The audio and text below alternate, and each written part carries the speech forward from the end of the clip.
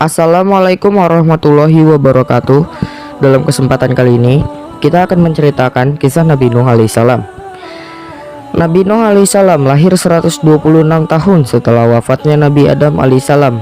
Ayahnya bernama Lamik atau Lamaka bin Mutusyalih bin Idris bin Yarid bin Mahlail bin Koinan bin Anushi bin Syits dan bin Adam.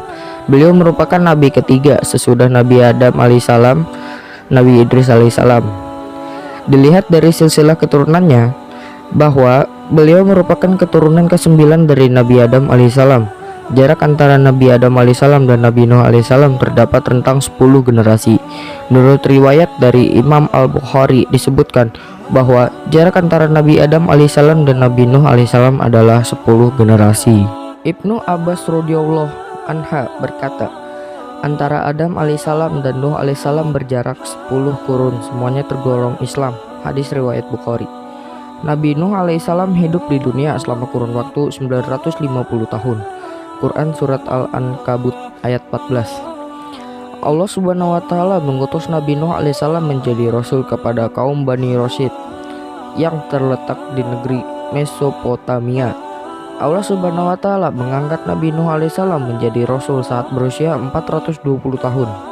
Beliau merupakan salah seorang nabi yang pertama diutus oleh Allah subhanahu wa ta'ala untuk menjadi rasul bagi kaumnya. Diutusnya beliau untuk menjadi rasul tidak lain hanya untuk mengajak kaumnya agar kembali kepada agama yang benar, yakni menyembah Allah subhanahu wa ta'ala semata. Sebagaimana disebutkan di dalam Quran surat Al-Mu'minun ayat 23 dan Quran surat Hud ayat 25 sampai dengan 26. Silsilah keturunan Nabi Nuh alaihissalam. Nabi Nuh alaihissalam menikah dengan 2 orang wanita. Pertama Umrah dan kedua Wal'am binti Ajwil. Dari hasil pernikahannya dengan Umrah, beliau dikaruniai 3 orang anak laki-laki, yaitu Sam, Ham, dan Yafid. Sedangkan dari hasil pernikahannya dengan Wal'am binti Ajwil, beliau dikaruniai 1 orang anak laki-laki, yaitu Kan'an. Nama Kan'an dalam sebutan ahli kitab, adapun di dalam kitab Al-Badiyah wan Nihayah Ibnu Katsir Yam atau Kan'an adalah istilah salah satu anak Nabi Nuh alaihissalam yang durhaka atau kufur sehingga mendapatkan azab Allah subhanahu wa ta'ala. Kehidupan umat manusia sebelum diutusnya Nabi Nuh alaihissalam. Kondisi kehidupan manusia sebelum diutusnya Nabi Nuh alaihissalam sebagai rasul di muka bumi ini. Penulis mengklasifikasikan pembahasannya kepada 3 fase, yaitu pertama fase kegelapan, kedua fase kesesatan, dan ketiga fase kehancuran. Kerusakan akidah menjadi pemicu utama pengingkaran umat manusia terhadap eksistensi, kekuatan, dan kebesaran Allah subhanahu wa ta'ala. Inilah salah satu bentuk kesesatan terbesar yang dilakukan umat manusia saat itu. Benda-benda berupa patung mereka yakini memiliki kekuatan khusus. Berikut ini adalah nama-nama patung yang mereka sembah: Wad, Suwa, Yaguts, Yauk, dan Nasr, sebagaimana tertera di dalam Quran surat Nuh ayat 23 sampai dengan 24. Substansi dakwah Nabi Nuh alaihissalam. Kaum Nabi Nuh alaihissalam merupakan salah satu kaum yang pertama kali melakukan ritual penyembahan kepada benda-benda seperti patung. Mereka menjadikan patung-patung tersebut sebagai sesuatu yang sakral karena diyakini memiliki sumber kekuatan khusus di atas kekuatan manusia yang mereka anggap dapat mendatangkan kebaikan, memberikan keselamatan atau kebahagiaan, dan menolak keburukan. Hal ini terbukti dengan jelas ketika patung-patung kelima datuk yang dibuat oleh para pendahulu mereka hanya dijadikan sebagai tanda peringatan untuk mengenang atas segala kebaikan yang pernah dilakukan selama hidupnya. Kemudian cucu para pembuat patung mengubah sudut pandang tersebut, lalu menjadikan patung-patung kelima datuk sebagai tuhan-tuhan yang wajib disembah dan dihormati.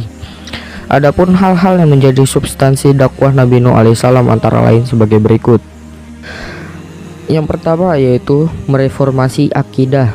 Kedua, membebaskan manusia dari perilaku ras diskriminasi. Ketiga, membebaskan manusia dari pengaruh gaya hidup sekuler dan hedonisme. Metode dakwah Nabi Nuh alaihissalam.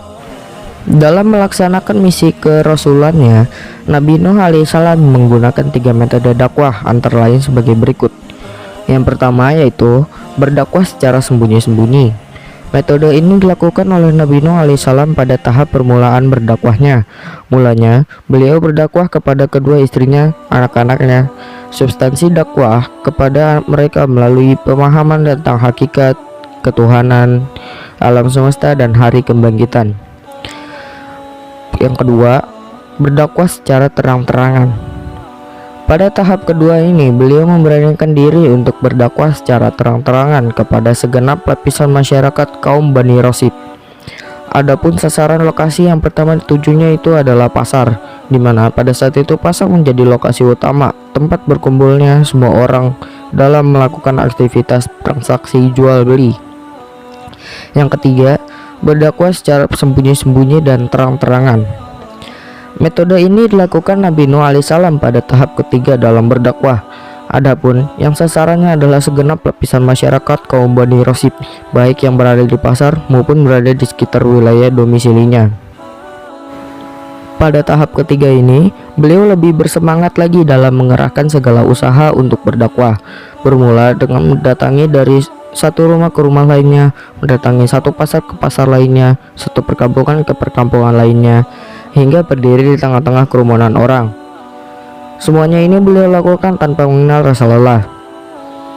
Namun, hasil dari metode ini juga tidak memberikan pengaruh besar kepada mereka untuk menyembah Allah Subhanahu wa Ta'ala secara holistik dan meninggalkan perbuatan syirik. Justru mereka malah semakin ingkar kepada Allah Subhanahu wa Ta'ala dan menentang azabnya. Terdapat beberapa faktor yang menjadi penyebab adanya penolakan ajaran Nabi Nuh alaihissalam oleh kaumnya, antara lain kekuasaan, kedudukan, dan kehormatan. Para pemuka kaum cenderung menjadi ketiga faktor tersebut di atas sebagai jalan untuk menunjukkan suatu kebesaran atas dirinya dan berlaku sombong. Dengan kesombongannya, mereka menilai rendah Nabi Nuh alaihissalam sebagai manusia biasa yang tidak memiliki suatu keistimewaan baik kekayaan, status sosial, dan kedudukan. Mereka juga menilai hina para pengikut Nabi Nuh alaihissalam yang tergolong orang-orang lemah. Selain itu, mereka pun juga menuduh Nabi Nuh alaihissalam sebagai orang yang sesat dan gila. Sesekali, beliau memberikan argumentasi guna mematahkan tuduhan-tuduhan tersebut. Orang-orang kafir pun seketika itu merasa terpukul dan tidak dapat untuk membalas argumentasi Nabi Nuh alaihissalam. Kemudian, orang-orang kafir mengambil sikap lain dengan menghindari dan menutup telinga-telinga mereka setiap kali Nabi Nuh alaihissalam berdakwah di depan mereka. Bahkan, di sisi lain, mereka secara terang-terangan menentang azab Allah Subhanahu wa Ta'ala sebagaimana disebutkan dalam Quran surat Hud ayat 32.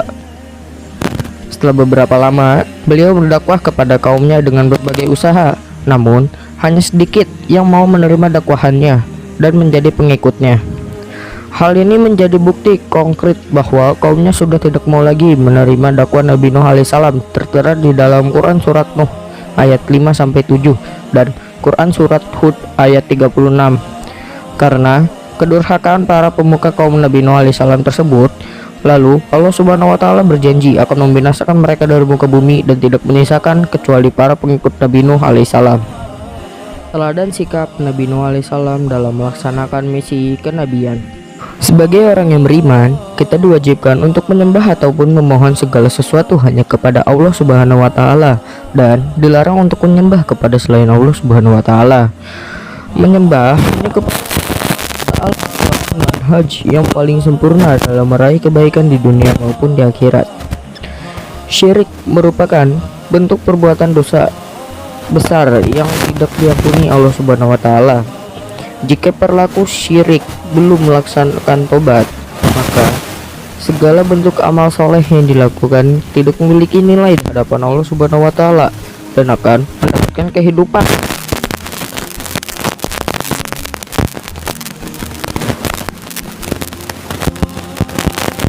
Pokok-pokok keyakinan yang tertuang di dalam rukun iman. Para rasul yang diutus Allah Subhanahu wa Ta'ala kepada umat tentunya memiliki visi dan misi dalam membimbing umat-umatnya kepada kebaikan dan jalan yang benar. Jika tidak mempercayai keberadaan mereka, maka akidah seseorang telah rapuh. Kebesaran dan kemuliaan manusia di hadapan Allah Subhanahu wa taala tidak dihentikan dengan memiliki suatu kerajaan, kekayaan maupun kekuasaan, tetapi keduanya itu terletak pada tingginya tingkat ketakwaan manusia terhadap Allah Subhanahu wa taala, kebersihan hatinya dan kemampuan akalnya untuk mengubah perilaku suatu kaum yang telah menyimpang dari kebenaran. Seorang yang memiliki tingkatan sebagai orang saleh baik, nabi, rasul, wali maupun ulama, dirinya tidak akan mampu untuk menolong soleh satu anggota keluarganya dan kerabatnya yang telah berbuat durhaka kepada Allah Subhanahu wa taala. Dalam berdakwah, mengajak kepada agama Allah Subhanahu wa taala, seseorang harus memiliki sikap sabar, teguh pendirian, pantang menyerah, dan tawadu. Karena kesemuaan sikap tersebut menjadi modal utama dalam aktivitas berdakwah. Hal ini yang dipraktikkan oleh Nabi Nuh alaihissalam dalam melaksanakan misi kerasulannya. Itu tadi kisah Nabi Nuh alaihissalam bersama para pengikutnya sampai 950 tahun. Jangan lupa untuk like, komen, dan subscribe agar channel ini dapat berkembang dan agar kami bersemangat untuk memberikan informasi tentang Islam dan sejarah para nabi. Sekian dulu dari saya. Wassalamualaikum warahmatullahi wabarakatuh.